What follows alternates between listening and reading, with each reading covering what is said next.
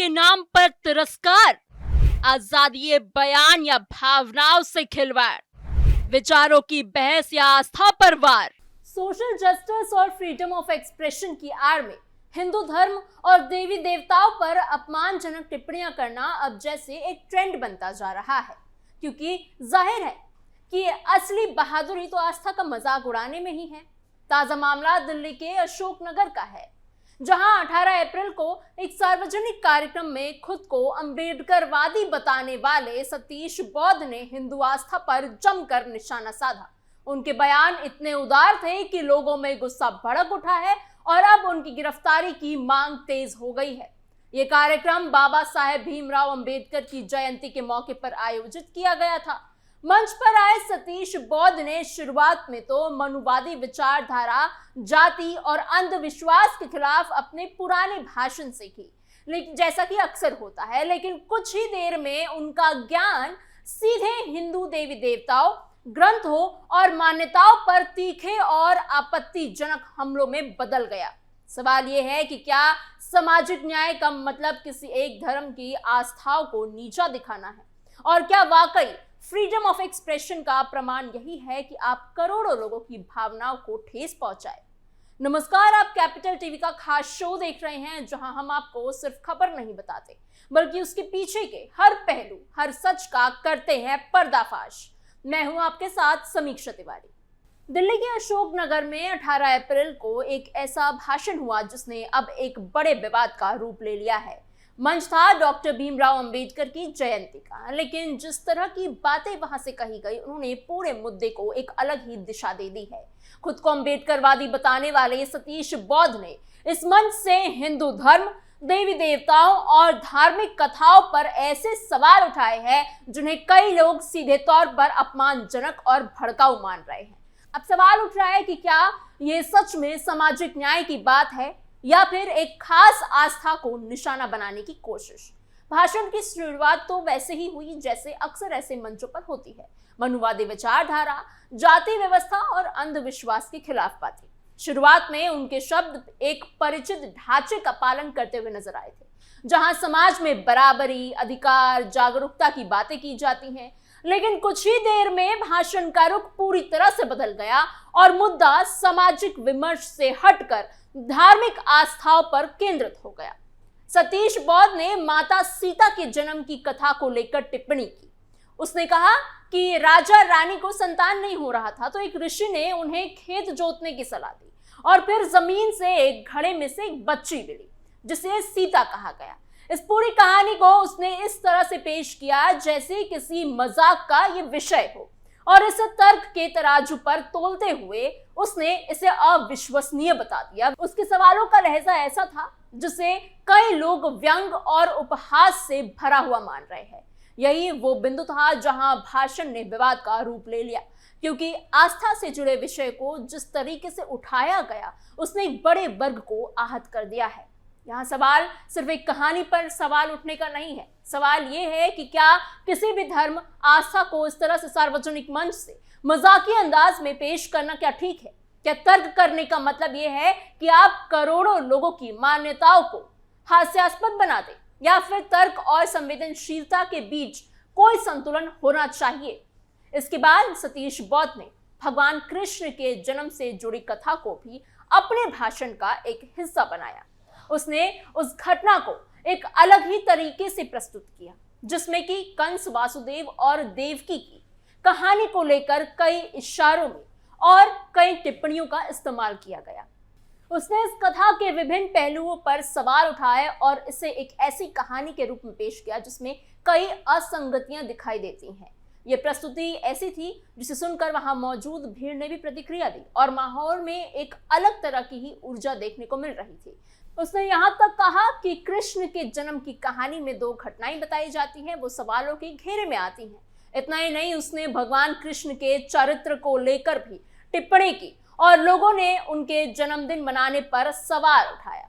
इस तरह की बातें जब एक सार्वजनिक मंच से कही जाती है तो उनका प्रभाव सिर्फ उस सभा तक सीमित नहीं रहता है, बल्कि वो व्यापक समाज तक पहुंचता है, खासकर तब जब ऐसे वीडियो सोशल मीडिया पर तेजी से वायरल हो जाते हैं।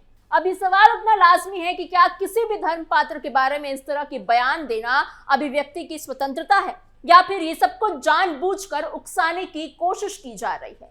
क्या सामाजिक सुधार के नाम पर आस्था का मजाक उड़ाना जरूरी है, या फिर सुधार और आलोचना का कोई ऐसा तरीका भी हो सकता है जिसमें सम्मान बना रहे। ये बहस अब सिर्फ एक भाषण तक सीमित नहीं रह गई है, बल्कि ये उस बड़े सवाल का हिस्सा बन चुकी है जिसमें तय होना है कि अभिव्यक्ति की आजादी और धार्मिक संवेदनशीलता के बीच संतुलन कैसे बनाया जाए। इस पूरे घटनाक्रम ने यह भी दिखाया है कि आज के समय में किसी भी बयान का असर कितना ज्यादा व्यापक हो सकता है। एक मंच से कही गई बात कुछ ही घंटों में हजारों लाखों लोगों तक पहुंच जाती है और फिर उस पर प्रतिक्रियाओं का सिलसिला भी शुरू हो जाता है। ऐसे में यह और भी जरूरी हो जाता है कि सार्वजनिक मंचों से कही जाने वाली बातों में जिम्मेदारी और संवेदनशीलता का ध्यान रखा जाए, क्योंकि हर शब्द का असर सिर्फ उस पल तक सीमित नहीं रहता, बल्कि वो समाज में एक बड़ी चर्चा को जन्म दे देता है। भाषण यही नहीं रुका उसका, इसके बाद महाभारत की द्रौपदी का भी जिक्र आया। सतीश बौद्ध ने द्रौपदी चीरहरण की घटना को भी अपने तरीके से ही पेश किया। उसने दावा किया कि इस घटना के पीछे की सच्चाई अलग है और इसे एक सामाजिक और जातिगत नजरिए से जोड़ने की कोशिश की। उसने ये भी कहा कि इस तरह की कहानियों ने समाज को नुकसान पहुंचाया है। हालांकि कई लोगों का कहना है कि इस तरह की व्याख्या में घटनाओं के मूल संदर्भ को नजरअंदाज किया गया है। पूरे भाषण में एक बात साफ नजर आती है कि धार्मिक कथाओं को उनके आध्यात्मिक और सांस्कृतिक संदर्भ से हटकर सिर्फ शाब्दिक रूप में ही लिया गया है और फिर उसी आधार पर सवाल उठाए गए। लेकिन क्या ये तरीका सही है? क्या किसी भी ग्रंथ को समझने के लिए उसके गहरे अर्थ को नजरअंदाज करना ठीक है? इस भाषण के वायरल होने के बाद सोशल मीडिया पर तीखी प्रतिक्रियाएं और बहस देखने को मिली। कई लोगों ने इसे हिंदू धर्म के खिलाफ नफरत फैलाने वाला बताया और सतीश बौद्ध की गिरफ्तारी की भी मांग की है। वहीं कुछ लोग इसे अभिव्यक्ति की स्वतंत्रता का हिस्सा बता रहे हैं। लेकिन यह बहस अब सिर्फ सोशल मीडिया तक सीमित नहीं है, यह एक बड़े सामाजिक विवाद में बदल चुका है। सतीश बौद्ध का नाम पहले भी कई विवादों में आ चुका है। वो खुद को अंबेडकरवादी बौद्ध कार्यकर्ता और पब्लिक स्पीकर बताते हैं। गाजियाबाद में रहने वाला ये सतीश बौद्ध, इसके बारे में कहा जाता है कि वो अंबेडकर राइट कार्यक्रम में इस तरह के भाषण अक्सर देता रहता है। उसके सोशल मीडिया प्लेटफॉर्म्स पर भी ऐसे कई पोस्ट और वीडियोस मौजूद हैं जिसमें उसने हिंदू धर्म और उसकी परंपराओं पर सवाल उठाए हैं और आपत्तिजनक टिप्पणियां भी की है। उसकी प्रोफाइल के मुताबिक वो एक इंडिपेंडेंट कॉर्पोरेट ट्रेनिंग कंसल्टेंट है, लेकिन उसके भाषणों को लेकर जो विवाद खड़े हुए हैं उन्होंने उनकी पहचान को एक अलग ही दिशा में पहुंचा दिया है।